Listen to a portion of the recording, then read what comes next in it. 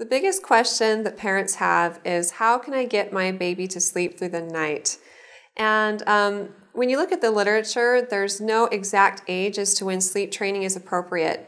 Most doctors will say once the baby's growing well and doesn't need extra feedings at night, which varies from baby to baby, but for the most part it's about 3 months and beyond. Babies will usually respond pretty well to sleep training. And there's a few different ways to do this. Two great proven methods. The first is letting your baby cry it out. And for some parents, this is really hard because when you hear your baby cry, you want to go get them and comfort them.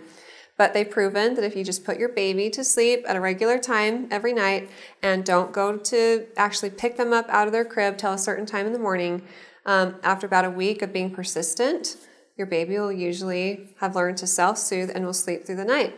Because they cry during the night, you go get them, and that gets them what they want most, which is you. So it's kind of a learned behavior. We taught them to cry, and we go pick them up. So now we need to teach them that they can soothe themselves without us.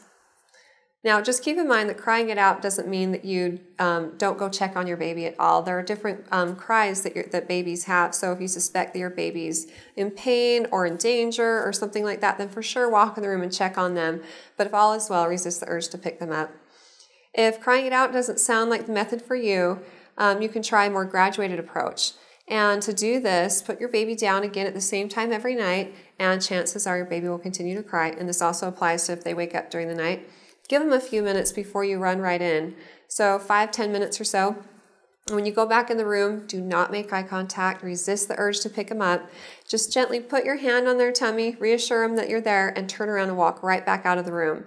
And chances are your baby will still continue to cry. So give it 10 minutes, go in, do the same thing, then give it 20 minutes if your baby's still crying, and then if needs be, do it again at 40 minutes. And again, after about a week or two of being persistent, not picking your baby up, just gently reassuring them that you're there, they should learn to self-soothe. I hope that these tips and tricks work for you. And if you have any other questions for me, feel free to ask them on our Facebook page and recommend us to your friends and family too.